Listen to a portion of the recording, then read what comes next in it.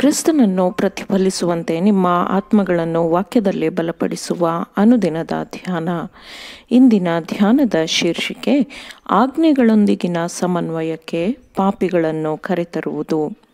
ಈ ದಿನದ ದೇವರ ವಾಕ್ಯ: ಧರ್ಮಶಾಸ್ತ್ರವು ನಮ್ಮ ಶರೀರಾಧೀನ ಸ್ವಭಾವದ ನಿಮಿತ್ತ ನಿರ್ಬಲವಾಗಿ ಯಾವ ಕೆಲಸವನ್ನು ಮಾಡಲಾರದೆ ಇತ್ತೋ ಅದನ್ನು ದೇವರೇ ಮಾಡಿದನು. ಏನೆಂದರೆ ಆತನು ಪಾಪ ನಿವಾರಣೆಗಾಗಿ ತನ್ನ ಮಗನನ್ನು ಪಾಪಾಧೀನವಾದ ನರಭಾವದ ರೂಪದಲ್ಲಿ ಕಳುಹಿಸಿಕೊಟ್ಟು ನರಭಾವದಲ್ಲಿಯೇ ಪಾಪಕ್ಕೆ ಮರಣದಂಡನೆಯನ್ನು ವಿಧಿಸಿದನು.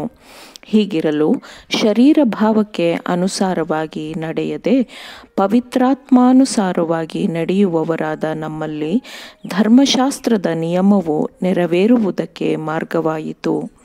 ರೋಮಾಪುರದವರಿಗೆ 8ನೇ ಅಧ್ಯಾಯ 3 ಮತ್ತು 4ನೇ ವಚನಗಳು. ಆಜ್ಞೆಗಳು ಮನುಷ್ಯನಿಗೆ ಅವನ ಪಾಪಗಳನ್ನು ಪ್ರಕಟಪಡಿಸುತ್ತದೆ, ಆದರೆ ಅದು ಯಾವುದೇ ಪರಿಹಾರವನ್ನು ಒದಗಿಸುವುದಿಲ್ಲ. ವಿಧೇಯರಿಗೆ ಅದು ಜೀವದ ನಿರೀಕ್ಷೆಯನ್ನು ವಾಗ್ದಾನ ಮಾಡುತ್ತದೆ. ಪಾಪ ಮಾಡುವವನಿಗೆ ಇರುವ ಪಾಲು ಮರಣವಾಗಿದೆ ಎಂದು ಅದು ಪ್ರಕಟಪಡಿಸಿದೆ. ಕ್ರಿಸ್ತನ ಸುವಾರ್ತೆ ಮಾತ್ರವೇ ಅವನನ್ನು ಪಾಪದ ಖಂಡನೆಯಿಂದ ಅಥವಾ ಪಾಪದ ಕಲ್ಮಶದಿಂದ ಮುಕ್ತಗೊಳಿಸುತ್ತದೆ. ಯಾರು ಕೊಟ್ಟಿರುವ ಆಜ್ಞೆಗಳನ್ನು ಉಲ್ಲಂಘಿಸಲಾಗಿದೆಯೋ, ಅಂದರೆ ಆ ದೇವರ ಕಡೆಗೆ ಅವನು ಪಶ್ಚಾತ್ತಾಪ ಪಡಬೇಕು, ಕ್ರಿಸ್ತನಲ್ಲಿ ನಂಬಿಕೆ ಇಡಬೇಕು, ಆತನ ಶ್ರೇಷ್ಠವಾದ ಪ್ರಾಯಶ್ಚಿತ್ತ ಯಜ್ಞದ ಮೇಲೆಯೂ ನಂಬಿಕೆ ಇಡಬೇಕು. ಹೀಗೆ ಆತನು ಹಿಂದಿನ ಕಾಲದ ಪಾಪಗಳಿಗೆ ಕ್ಷಮೆಯನ್ನು ಹೊಂದಿಕೊಂಡು ದೈವ ಸ್ವಭಾವದ ಪಾಲುಗಾರನಾಗುತ್ತಾನೆ. ದತ್ತುಪುತ್ರ ಸ್ವೀಕಾರದ ಆತ್ಮನನ್ನು ಹೊಂದಿರುವುದರಿಂದ ದೇವರನ್ನು ಆತನು ಅಪ್ಪ, ತಂದೆಯೇ ಎಂದು ಕರೆಯುವ ದೇವರ ಮಗನಾಗಿರುತ್ತಾನೆ. ಈ ಅವನು ದೇವರ ಆಜ್ಞೆಗಳನ್ನು ಉಲ್ಲಂಘಿಸಲು ಸ್ವತಂತ್ರನಾಗಿದ್ದಾನೆಯೋ? ಹಾಗಾದರೆ ನಂಬಿಕೆಯಿಂದ ನ್ಯಾಯ ಪ್ರಮಾಣವನ್ನು ನಿರರ್ಥಕ ಮಾಡುತ್ತೇವೋ ಎಂದು ಪೌಲನು ಹೇಳುತ್ತಾನೆ. ಹಾಗೆ ಎಂದಿಗೂ ಇಲ್ಲ. ಹೌದು, ನಾವು ನ್ಯಾಯ ಪ್ರಮಾಣವನ್ನು ಸ್ಥಿರಪಡಿಸುತ್ತೇವೆ ಎಂದು ದೇವರು ಹೇಳುತ್ತಾನೆ. ಪಾಪದ ಪಾಲಿಗೆ ಸತ್ತವರಾದ ನಾವು ಇನ್ನು ಅದರಲ್ಲಿ ಬದುಕುವುದು ಹೇಗೆ? ದೇವರ ಪ್ರೀತಿ ಏನೆಂದರೆ ಆತನ ಆಜ್ಞೆಗಳನ್ನು ಕೈಕೊಂಡು ನಡೆಯುವುದೇ.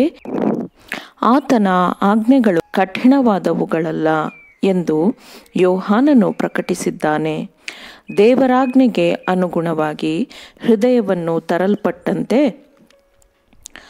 ಹೊಸ ಜನ್ಮದಲ್ಲಿ ಹೃದಯವನ್ನು ದೇವರೊಂದಿಗಿನ ಸಾಮರಸ್ಯಕ್ಕೆ ತರಲ್ಪಡಲಾಗುತ್ತದೆ. ಪಾಪಿಯಲ್ಲಿ ಈ ಮಹತ್ತರವಾದ ಬದಲಾವಣೆಯಾದಾಗ ಅವನು ಮರಣದಿಂದ ಜೀವಕ್ಕೆ, ಪಾಪದಿಂದ ಪರಿಶುದ್ಧತೆಗೆ, ಉಲ್ಲಂಘನೆ ಮತ್ತು ಬಂಡಾಯದಿಂದ ವಿಧೇಯತೆ ಮತ್ತು ನಿಷ್ಠೆಗೆ ತಲುಪಿರುತ್ತಾನೆ. ದೇವರಿಂದ ದೂರವಾಗಿದ್ದ ಹಳೆಯ ಜೀವನವು ಕೊನೆಗೊಂಡಿರುತ್ತದೆ. ಸಾಮರಸ್ಯ, ನಂಬಿಕೆ ಮತ್ತು ಪ್ರೀತಿಯ ಹೊಸ ಜೀವನವು ಪ್ರಾರಂಭವಾಗಿರುತ್ತದೆ.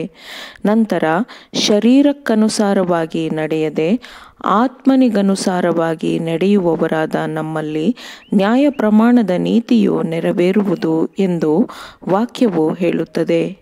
ನಿನ್ನ ನ್ಯಾಯ ಪ್ರಮಾಣವನ್ನು ನಾನು ಎಷ್ಟೋ ಪ್ರೀತಿ ಮಾಡುತ್ತೇನೆ, ದಿನವೆಲ್ಲ ಅದೇ ನನ್ನ ಧ್ಯಾನವು ಎಂಬುದು ಆತ್ಮದ ಭಾಷೆಯಾಗಿರುತ್ತದೆ. ಕರ್ತನ ನ್ಯಾಯ ಪ್ರಮಾಣವು ಸಂಪೂರ್ಣವಾಗಿ ಪ್ರಾಣಕ್ಕೆ ಜೀವಕರವಾಗಿದೆ. ದೇವರಾಜ್ಞೆ ಇಲ್ಲದೆ ಮನುಷ್ಯರಿಗೆ ದೇವರ ಪರಿಶುದ್ಧತೆ, ನಿರ್ಮಲತೆಯ ಬಗ್ಗೆ ಮತ್ತು ತಮ್ಮ ಅಪರಾಧ ಮತ್ತು ತಮ್ಮ ಅಶುದ್ಧತೆಯ ಬಗ್ಗೆ ನ್ಯಾಯಯುತವಾದ ಗ್ರಹಿಕೆ ಇರುವುದಿಲ್ಲ. ಅವರಿಗೆ ಪಾಪದ ಬಗ್ಗೆ ನಿಜವಾದ ಮನವರಿಕೆಯಾಗಿರುವುದಿಲ್ಲ ಮತ್ತು ಪಶ್ಚಾತ್ತಾಪದ ಅಗತ್ಯವೂ ಇಲ್ಲ ಎಂದು ಅವರು ಭಾವಿಸುತ್ತಾರೆ. ದೇವರಾಜ್ಞೆಗಳನ್ನು ಉಲ್ಲಂಘಿಸಿದವರಾಗಿ ಅವರ ಕಳೆದುಹೋದ ಸ್ಥಿತಿಯನ್ನು ಪರಿಗಣಿಸದೆ ಹೋದರೆ ಕ್ರಿಸ್ತನು ಸುರಿಸಿದ ಪ್ರಾಯಶ್ಚಿತ್ತದ ರಕ್ತದ ಅಗತ್ಯವನ್ನು ಅವರು ಅರಿತುಕೊಳ್ಳುವುದಿಲ್ಲ. ಹೃದಯದ ಸಂಪೂರ್ಣವಾದ ಬದಲಾವಣೆ ಅಥವಾ ಜೀವನದ ಸುಧಾರಣೆ ಇಲ್ಲದೆ ಅವರು ರಕ್ಷಣೆಯ ನಿರೀಕ್ಷೆಯನ್ನು ಸ್ವೀಕರಿಸಿರುತ್ತಾರೆ. ಹೀಗೆಯೇ ಮೇಲ್ನೋಟದ ಮಾನಸಾಂತರಗಳು ಹೆಚ್ಚಾಗಿದ್ದು, ಕ್ರಿಸ್ತನೊಂದಿಗೆ ಎಂದಿಗೂ ಒಂದಾಗದ ಬಹುಸಂಖ್ಯೆಯ ಜನರು ಸಭೆಗೆ ಸೇರುತ್ತಾರೆ. ಆದರೆ ದೇವರ ಆಜ್ಞೆಗಳಲ್ಲಿ ಸಾಕಾರಗೊಂಡಿರುವ ನೀತಿಯ ತತ್ವಗಳು ದೇವರ ವಾಕ್ಯ ಮತ್ತು ದೇವರ ಆತ್ಮದ ಮೂಲಕ ಮನುಷ್ಯರಿಗೆ ತೆರೆಯಲ್ಪಟ್ಟಿದೆ. ಆಮೇನ್. ದೇವರ ವಾಕ್ಯಗಳನ್ನು ಶ್ರದ್ಧೆಯಿಂದ ಆಲಿಸುವವರು ಮಾತ್ರವೇ ಆಗಿರದೆ ಪಾಲಿಸುವವರು ಆಗಬೇಕೆಂದು ನಿಮ್ಮನ್ನು ಉತ್ತೇಜಿಸುತ್ತೇನೆ. ಪರಿಶುದ್ಧಾತ್ಮನ ಸಹಾಯದಿಂದ ಆಲಿಸಿದ ನಿಮ್ಮೆಲ್ಲರಿಗೂ ಧನ್ಯವಾದಗಳು. ಮತ್ತೆ ದೈನಂದಿನ ಧ್ಯಾನಕ್ಕಾಗಿ ನಾಳೆ ಸಂಧಿಸೋಣ. ಆಮೇನ್.